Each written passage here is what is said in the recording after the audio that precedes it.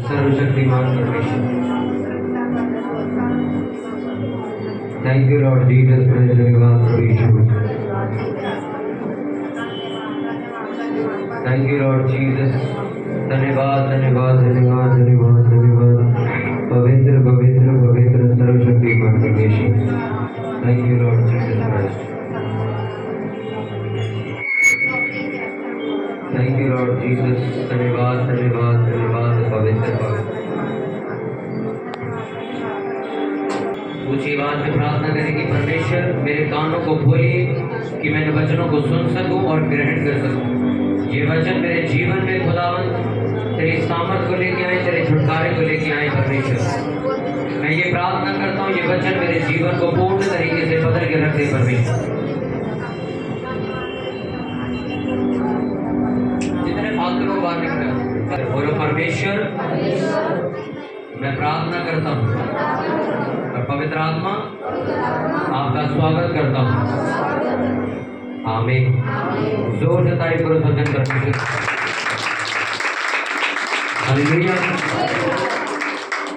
अपने पड़ोसी को बोलो, जब तक तू प्रार्थना नहीं करेगा तब तक परमेश्वर तुझसे बात नहीं कर सकते।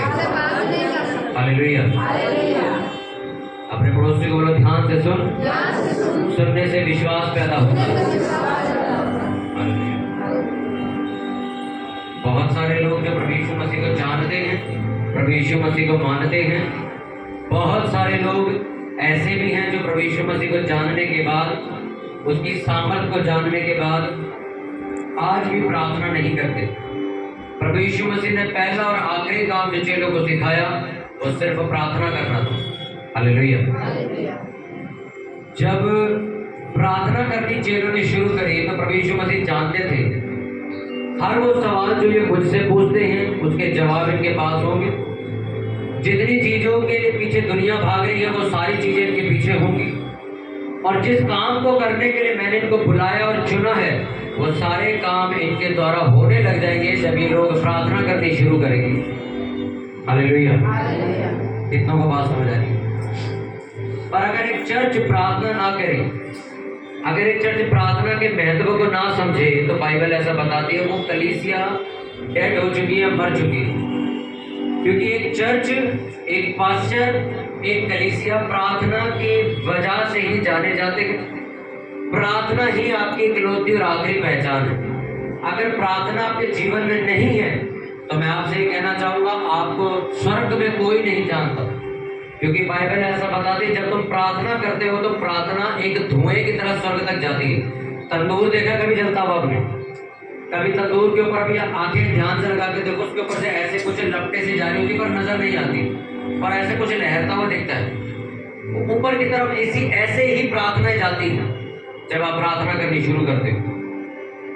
एक बिना प्रार्थना करने वाला मसीही एक नाम का ऐसा, एक कहते ना वो ठन ठनाता हुआ पीतल होता है, एक पतीला लो आप उसको बजाओ, सिर्फ आवाज कर सकता और कुछ नहीं कर सकता। एक मसीह व्यक्ति जितनी मर्जी बड़ी बातें कर ले कि नहीं अब से मैं ऐसा करूंगा, मैं वैसा करूंगा, मैं ये करूंगा, या कोई पास्टर ऐसा कहते नहीं मैं ऐसा करूंगा वैसा करूंगा, देख मैं ऐसा कर दूंगा, उन दोनों की बातें एक खाली पीतल की तरह शोर मचा रही हैं। वो एग्जैक्ट में रियलिटी में एग्जिस्ट नहीं करती हैं।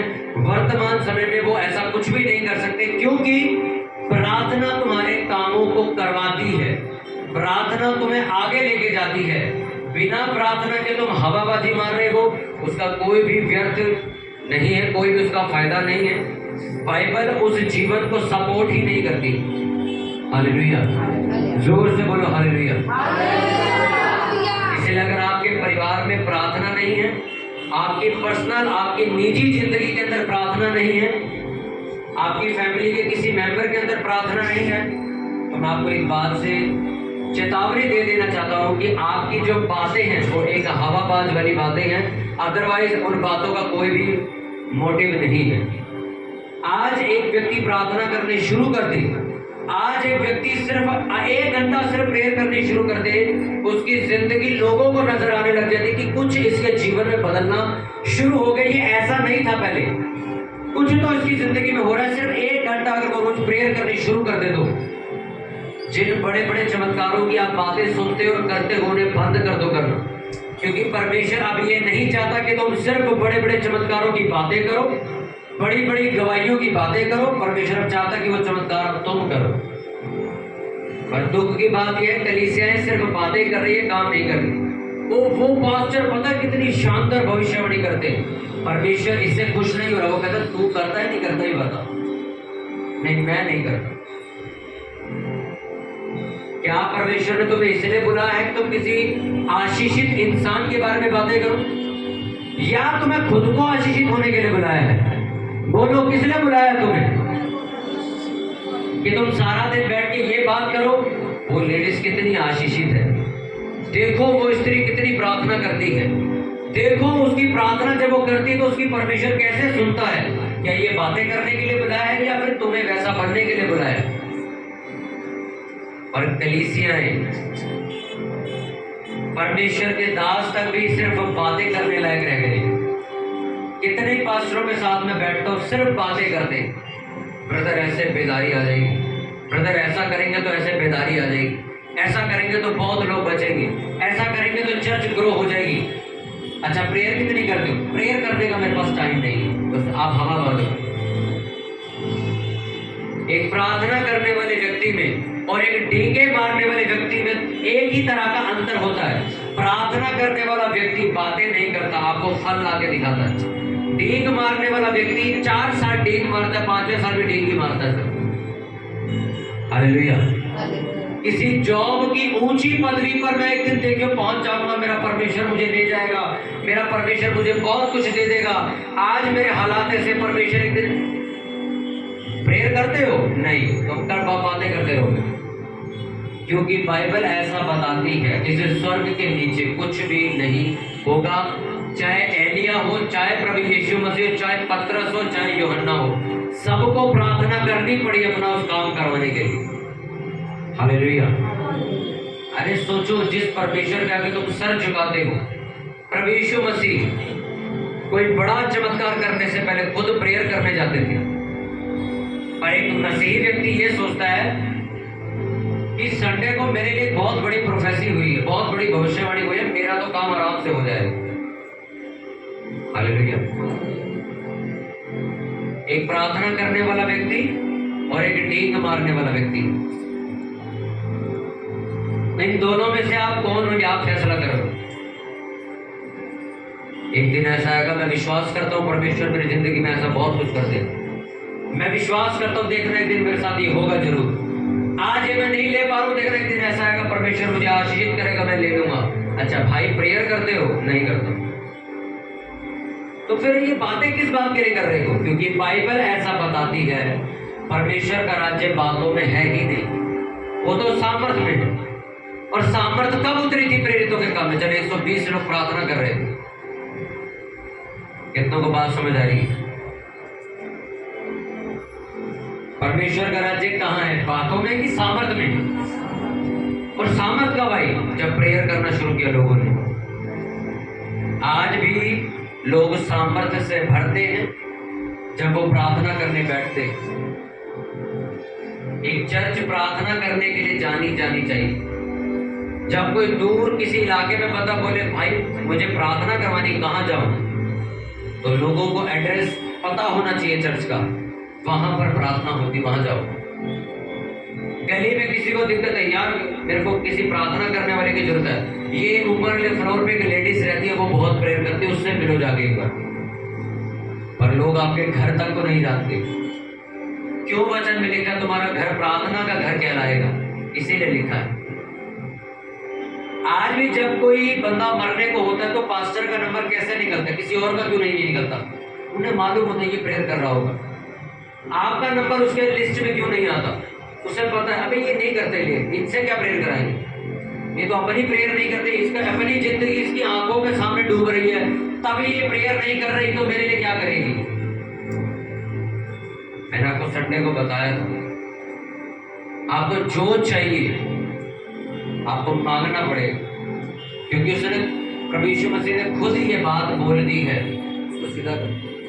खुद ये बात परमेश्वर ने बोल दी है कि जब तक तू मांगेगा नहीं तुझे मिलेगा नहीं। लिखा मांग तो दिया जाएगा। अपने पड़ोसी को बोलो मांग तो दिया जाएगा।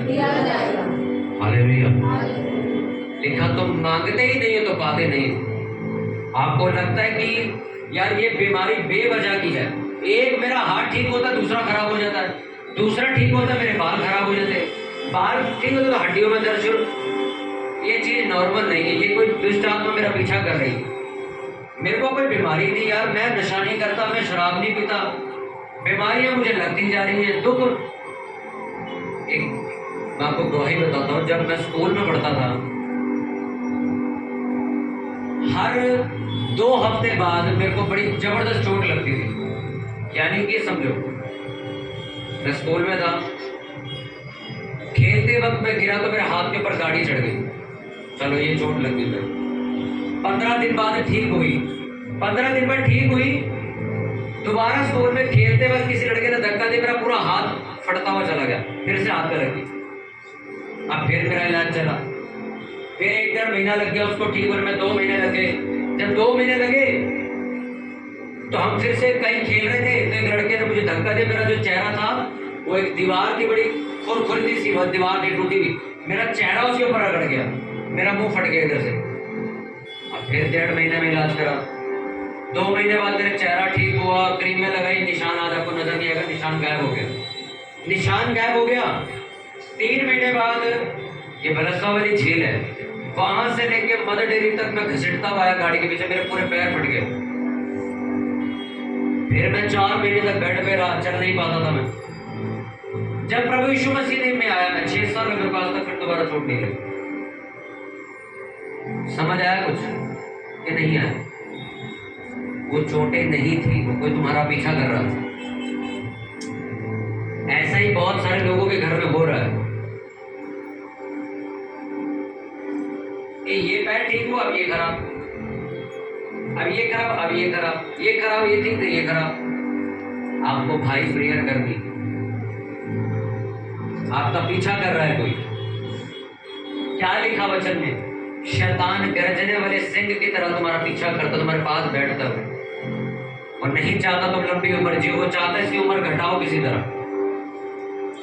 हालेलुया।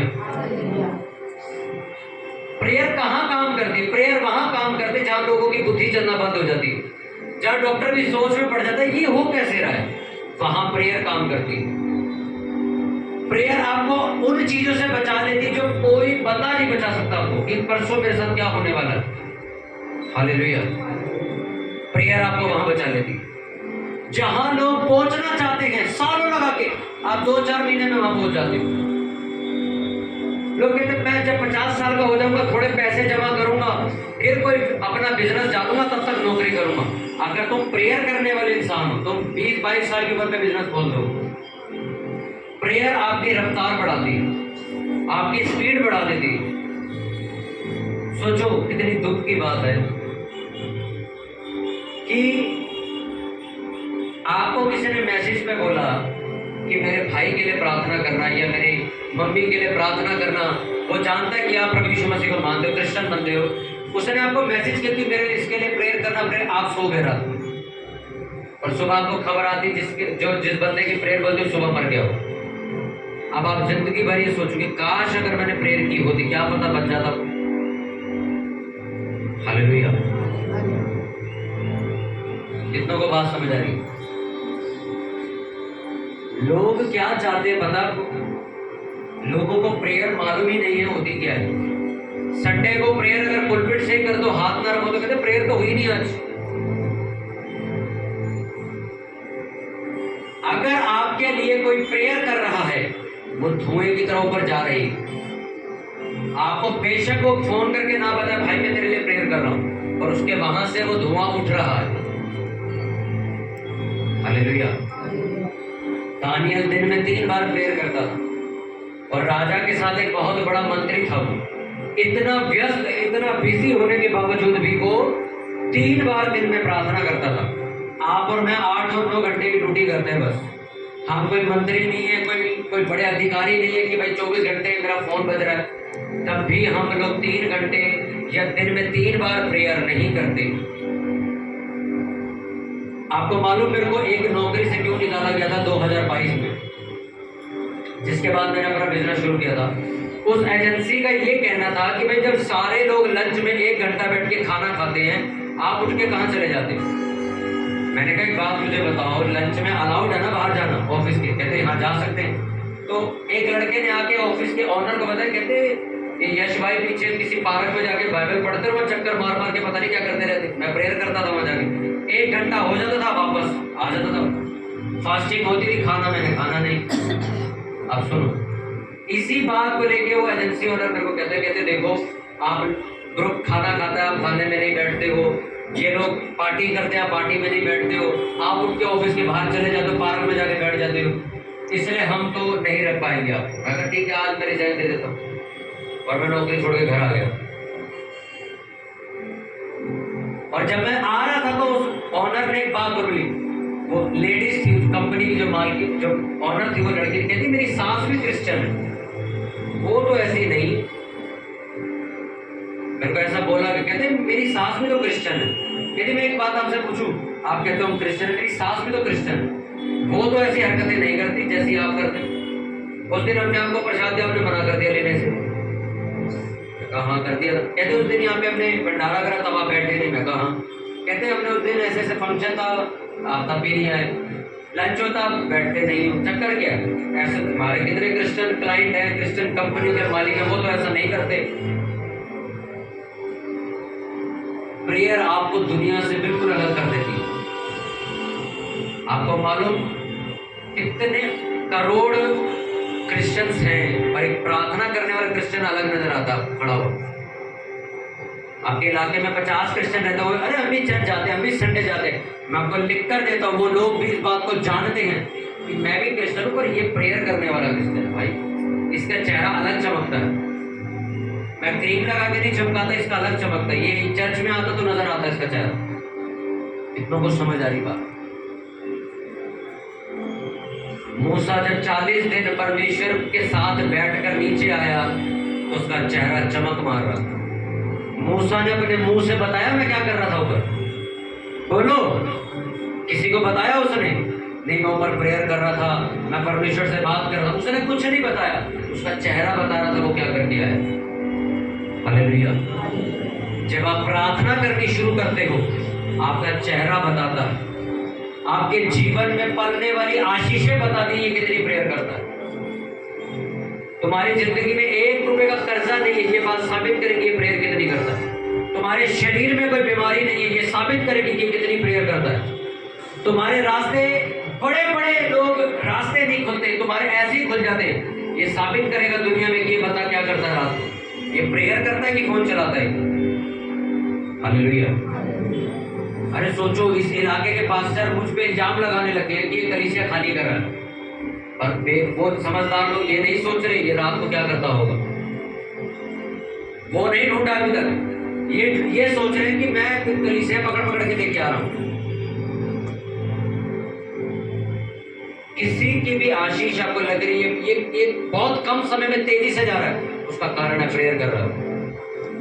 कोई परिवार बहुत जल्दी बच गया इसका, अरे अभी ये मसीह में इसका परिवार में बपतिस्मा लेके ये वो प्रेयर कर रहा है इसका मतलब। आपको लोग मिलेंगे हम 10 साल से मसीह में परिवार का, वो चर्च नहीं आता, इसका मतलब तो प्रेयर नहीं करता। तो जितनी मर्जी बड़ी बड़ी बातें करना है, तो डेफिनेशन देता हूं तो प्रेयर नहीं करता। अगर तू करता होता तो वचन में लिखा है मैं अपने मांगने वालों को क्यों नहीं दूंगा। तूने मांगा नहीं इसलिए तुझे मिला नहीं। अगर मांगा होता ये परिवार बपतिस्मा लिया होता है, आप बाइबल में लिखा तो पहचान जाओगे लोगों को। अगर कोई पास्टर आके कहता है मेरे को 25 साल हो गए मेरी चर्च नहीं बढ़ी, तो प्रेयर नहीं करते उसका मतलब।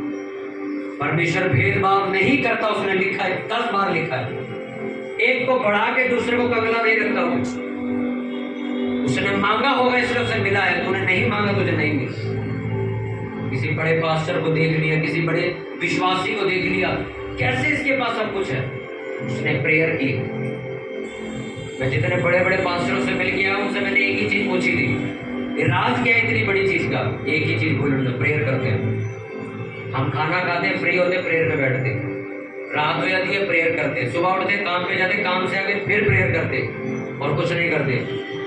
और एक दूसरे आदमी की जिंदगी सुनो आप, रात हो गई फोन चलाता है, आंखें थक जाती है सो जाता है, सुबह उठता है फोन चेक करता है, फिर नहा धोके काम पे चला जाता है, काम से आता है पार्टी करने चला जाता है, दोस्तों के साथ चाउमीन खाने चला जाता है, फिर रात को आता थक जाता है, फिर रात को मम्मी कहती प्रेयर कर ले, मैं थका हूं, फिर वो वापस सो जाता है। और फिर वो आदमी खड़ा होकर यूट्यूब पे कहता है ये कैसे इतना पढ़ रहा है। अगर मैं कहता हूं आपको कोई बुद्धिमान भी मिले, बड़ा इंटेलिजेंट आदमी, उससे ये पूछो ऐसा क्या किया तू, हो गया मैं किताबें पढ़ता हूँ, तू पढ़ता है नहीं, बस हो गया, फर्क समझ आ गया। एक बच्चा क्लास में फर्स्ट आता है कि नहीं आता, एक बच्चा फेल हो जाता है, कुछ बच्चे सिर्फ पास ही हो पाते। इन तीनों की जिंदगी पूछो आप, वो फर्स्ट वाला कहता है मेरी जिंदगी किताब है इसलिए फर्स्ट आया, दूसरा कहता है मैं यार पढ़ लेता हूँ कभी कभी मैं इसलिए पास हो गया, तीसरा कहता है भाई मैंने तो पूछा ही आजा पेपर कौन सा है इसलिए फेल हो गया। ऐसा कभी नहीं हुआ, भूल जाओ, ऐसा कभी नहीं हुआ। मैंने 6 साल में मैंने जितने मैं लोगों से मिला ना, जितनी फालतू बातें लोगों ने मेरे से कही, उनका जवाब जब मुझे मिला, मैंने कहा एक चीज मुझे समझ आ गई, अगर एक आदमी, अगर तुम ये कहते हो, लोग आके मेरे को कहते हम नहीं हम सालों से प्रेयर कर रहे हैं, हम फास्टिंग कर रहे हैं, हम ये भी कर, तब भी कुछ नहीं दिया परमेश्वर ने। मैं कहा ऐसा कभी नहीं हो सकता, ऐसा कभी नहीं हो सकता। अगर तुमने, मैं कहता हूं एक गली में कुत्ते देखे खेलते, गलियों में कुत्ते होते, उनसे भी आप 10 दिन जाके रोज ऐसा बोलना हेलो कर, वो भी ऐसा हाथ उठा के आपको हाथ में दे देता है। एक बेजुबान जानवर को भी पता है ये हेलो करने के लिए कह रहा है, आपको हाथ दे देता है। आप उसको पुकारते तो कुत्ता भी, आप उसको ऐसे करो तो आ जाता है बिस्कुट खाने के। मैं कुत्ते की बात कर रहा हूं। आप कह रहे हो अपने 5 साल यहोवा से प्रार्थना करी तो वो सुन नहीं रहा, ऐसा नहीं हो सकता, पागल बना रहे हो, आपने प्रेयर की ही नहीं है, और अगर की है तो लालच होकर करी होगी, सिर्फ अपने फायदे के लिए। कभी आपको कोई मिले मैंने भाई साहब बड़ी प्रेयर करी मेरा कुछ नहीं हुआ, वो झूठ बोल रहा है, वो झूठ बोल रहा है। हालेलुया। सोचो 31 दिसंबर की रात को मैंने कॉपी में 5-6 चीजें लिखी कि चर्च की इस साल हम ये कंप्लीट कर लेंगे, परमेश्वर मुझे 6 चीजें 2024 में चाहिए, 3 या 2 मेरे ख्याल से मिल भी चुकी है, 4 रह गई है सिर्फ। अब सोचो मैं क्या कर रहा हूँ, प्रेरित तो कर रहा हूँ मैं भी उसके लिए। एक दूसरा आदमी आके अगर मुझे ये बोले हमने भी कभी नहीं मिला, मैं मानूंगा ही नहीं बात। मैं लिख के रोज प्रेयर करूँ, मेरे को 3 चीजें मिल गई या 4 रह गई, अभी साल शुरू हुआ है सिर्फ, सोचो। और चौथी चीज इतनी महंगी, इतनी ज्यादा महंगी, अब सोच रहे थे खरीदे कैसे। एक आदमी ने मैसेज किया मैं आपसे 2 महीने का टाइम मांगता हूँ, खरीदना मत, मैं खुद आपको पैसा दूंगा फिर खरीदो। चौथी भी हो गई, अब 3 रह गए, 4 रह गए, 3 रह गई। अब इतनी प्रेयर करी आपने किसी विषय के लिए। बाइबल में लिखा आलसी व्यक्ति नौकर का भी नौकर बनेगा। समझो, नौकर है वो भी नौकरी पे रख रहा है आपको, आपके आलस की वजह से। एक आदमी नौकरी कर रहा है पहले ही, वो तुम्हें कह रहा है अब मैं तेरे को नौकरी पे रखता हूं नीचे, आपके आलस की वजह से। वचन है लेकिन मेहनत कर, तू लीडर बन जाएगा, तू अगुआ बन जाएगा। हालेलुया। प्रार्थना करना चाहते हो कि सिर्फ डींगे मारना चाहते हो? बोलो जोर से। आपको सच कह रहा हूं, तुम्हें जो चाहिए बैठो, रात को सुबह तुम्हारे दरवाजे पे ना हो तो प्रेयर बंद कर दे। अरे बैठो तो सही, रिश्ता बनाओ परमेश्वर के साथ। देखो तुम एक बार प्रेयर करोगे, अगले दिन तुम्हें, मैं आपको इसलिए बता रहा हूं मेरे साथ होता है। 31 दिसंबर को, 1 जनवरी को मैंने उन चीजों के लिए प्रेयर शुरू करी, 3 महीने में 4 मिल गई। अब मुझे कोई एक आके बोले प्रेयर से कुछ मिलता नहीं, मैं मानूंगा उसकी बात, मुझे पता है भाई मेरी आंखों के सामने हो रहा है काम साथ। अभी मीटिंग के बाद हम फिर प्रेयर करेंगे, हम फिर से वो चीज मांगेंगे। हालेलुया। तुम अनॉइंटिंग ऑयल की 100 बोतलें मेरे से ले जाओ, रुमाल ले जाओ प्रार्थना वाला। अगर तुम खुद प्रेयर नहीं करते हो कुछ नहीं हो सकता होगा। वो क्या, वो तो तेल है, प्रार्थना करके दे दिया जाता है बस। हालेलुया। अपने हाथों को उठाओ और बोलो, परमेश्वर मैं प्रार्थना करने की आत्मा मांगता हूँ। मांगो उसी बात में अपने हाथों को उठा बोलो, परमेश्वर अगर मैं प्रार्थना करने वाला नहीं बना तो मेरे को दुनिया के आगे हाथ कराने पड़ेंगे। मुझे प्रार्थना करने का मन दे। तू प्रभु मेरी सारी हालातों को जानता है। तू जानता है कि मैं नहीं कर पाता हूँ प्रार्थना। प्रभु मेरे अंदर से इस आलस को खत्म कीजिए और मुझे प्रार्थना करने वाला पुरुष और स्त्री बनाइए।